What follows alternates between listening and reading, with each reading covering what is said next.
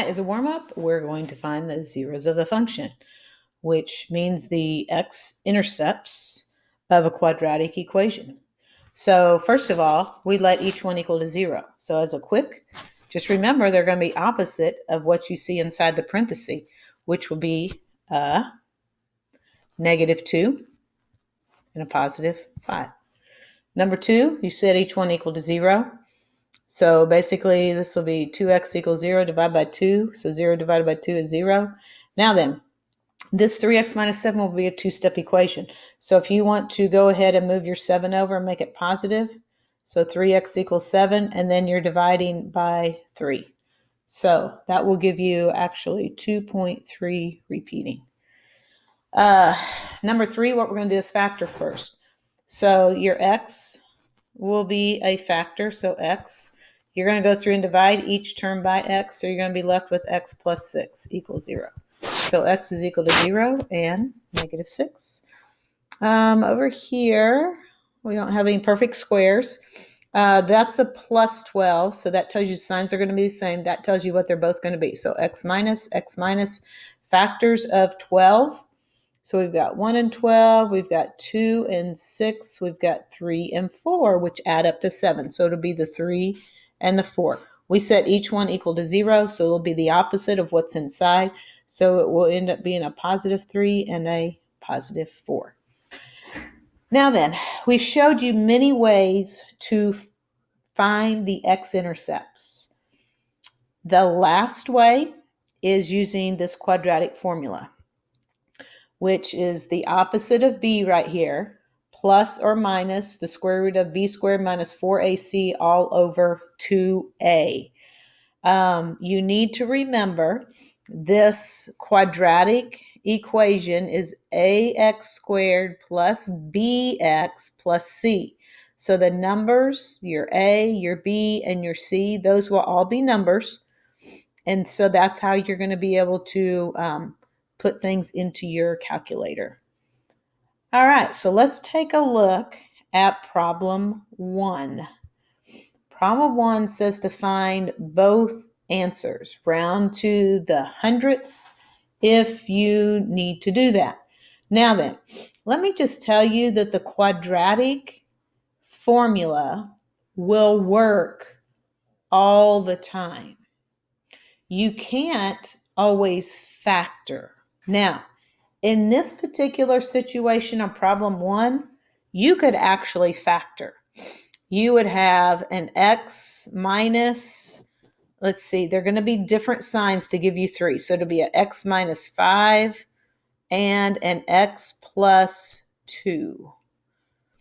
All right, so I'll give you 2x minus 5x is -3x, -5 times 2 is -10. Now, when we set each one of these equal to 0, we actually have a negative or a +5 and a -2 for your answer. So factoring it is by far easiest if you know your multiplication facts. However, the quadratic formula will always work. So you need to first identify your A, B, and C. So we're going to use this quadratic formula and see if we can get the same answer. So your A is the number in front of x squared, which is 1. Your B is -3, and your C is -10. So we're going to use this quadratic formula. So we take the opposite of B. So here's the negative, and then 3 is in parentheses. So I'm right here on this step right here. And then b squared. Always square your b before you put it in. Otherwise, you're going to have to use parentheses, especially with a negative. So -3 squared means -3 times -3, which is 9. So put that in. Don't try to put parentheses or anything. -4 times your a times your c, all divided by 2. So the opposite of a -3 is a +3 plus or minus the square root of, and you can put 9 minus 4 times 1 times -10 all in your calculator if you want to. But you just need to remember that, let's see, this will be a 9, and then you'll have -4 times 1 is -4 times a -10 is a +40, and then 9 plus 40 is 49. Now, 49 is a perfect square. You can also put this in your calculator. You would do control divide so that you get a numerator and denominator. 3, and just use your plus sign first. So 3 plus the square root of 49, all divided by 2. So 49, square root of 49 is 7. So you would basically have 3 plus 7, all divided by 2. And 3 plus 7 is 10. 10 divided by 2 is 5.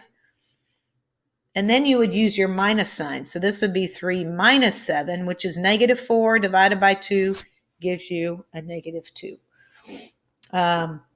So you can do that either way, just putting it in as a radical, 3 plus the square root of 49, or just do 3 plus 7 and then all divided by 2. So you can see that factoring is much quicker, and 1, because you're used to it. And 2, if you know your multiplication facts, it just goes a whole lot faster. However, number 2, I'm just going to tell you up front, even if you were to use the AC bottoms up method to do this one, you're still going to get a decimal. So the only way to find your solutions or your x-intercepts, zeros of the function, all that means the same thing, is by using the quadratic formula. So you need to identify that your A is negative 4, your B is 2, and your C is 3. So your B, the opposite of B, so that would be a negative 2 plus or minus the square root of B squared. Always square that B. So B squared is 4 minus 4 times your A, negative 4, times the C, which is 3, all divided by twice A. So 2 times negative 4 is negative 8. All right, so now we have negative 2 plus or minus the square root of, don't go 4 minus 4. You have to use your order of operation. It would be best probably just to go ahead and put it in your home screen of your calculator, or your flying calculator, I call it, on the Inspires. 4 times negative 4 is negative 16 times 3 is negative 48. So you have 4 minus a negative 48, which is 52, all divided by negative 8. So the square root of 52 is not a perfect square. So you're going to have to know to put this in your calculator. So you do control divide, which will give you a numerator and denominator. Put in negative 2. I just use the plus sign first, the square root of 52, all divided by negative 8. And that gives me a negative 0.65. And then I go and copy and paste. And then I just go back and change the plus sign to a minus sign. And that will give me 115. Now, you can check this. If you put your trinomial right there, you put that into y equals and graph it, you should be able to identify that your, or approximate your x-intercepts. So it should be a little bit to the left of 0 and then a little bit to the right of 0. All right, let's go practice some more. And this one says, if answers are not whole, round to 2 decimals. All right, so you have a few different things here. 1, your A is 2, your B is negative 5. You don't have a C. So therefore, we're just going to say that our C is 0 if you don't have one. So we're going to have x equals the opposite of B. So that will be the opposite of a negative 5 will be a positive 5 plus minus the square root of B squared. So negative 5 squared is 25. Don't try to put a negative 5 in there and square it, because some of you are going to forget the parenthesis. So 25 times 4 times A times C, all divided by twice A, which is 4. All right, so we have x equals 5 plus or minus the square root of, okay, get this. You've got negative 4 times 2 is negative 8 times 0 is 0. So it's just 25 all divided by 4. So basically, it can look like this. 5 plus minus, the square root of 25 is 5, all divided by 4. So you can put that in your calculator, or just calculate 5 plus 5, 10 divided by 4. That will give you 5 halves, which is 2.5. And then 5 minus 5 is 0, divided by 4 is 0. All right, let's take a look at number 3. So we have our A is -3. Now, you know how number 3, the C was not there, so it's 0. Well, now your B's not there, so it's going to be 0. And then your C is 8. So we have X equals the opposite of B, which is 0. So basically not having anything there. 0 plus minus the square root of B squared, so that's 0, minus 4 times A times C, all divided by twice A, which is -6. So we're going to have X equals 0 plus or minus the square root of -4 times -3 is 12. 12 times 8 is 96. 96 not a perfect square. All divided by -6. So therefore, we can just put all this in your calculator and we're going to round it. So this would be a -1.63 and then a positive 1.63. All right, let's take a look at number 5. Number 5 is a little bit different because we have the 5 on the right side needs to be moved over to the left because we have to let this be equal to 0. So basically, it's going to look like 3x squared minus 7x minus 5 equals 0.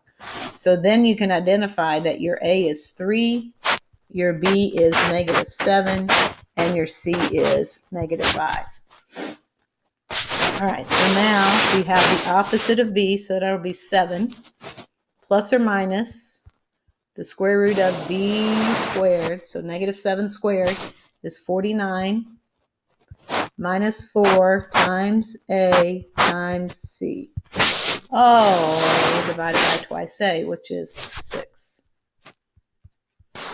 So 49 minus, so that's -4 times 3 is -12, times -5 is 60. So 49 plus 60 is 109, all divided by 6. So we put all that in the calculator, and we're going to get round to the nearest hundredth, 2.91 and -0.57. All right, let's look at number 6. Number 6, we need to set this equal to 0. So basically, we're going to subtract 14 from 7. And so you're going to have 5x squared plus 2x minus 7 equals 0. So your A is 5, your B is 2, and your C is -7. All right, so we have the opposite of B, so that'll be a -2 plus minus the square root of B squared. That'll be 4 minus 4 times A times C, all divided by twice A, which is 10. So we have -2 plus minus square root of, let's see, -4 times 5 is -20, times -7 is 140 plus the 4, so it'll be 144, square root, all over 10. All right, 144 is a perfect square. It's 12. So basically, this would be -2 plus minus 12, all divided by 10. So -2 plus 12 is 10. 10 divided by 10 is 1. And then -2 minus 12 is -14 divided by 10. So that would give us -1.4 as a decimal. So there's lots of places for you to make errors with the quadratic formula, but as long as you do it correctly, it will work 100% of the time. So if you don't like factoring, you can always use the quadratic formula. That's always a good fallback on finding your x-intercepts of a parabola.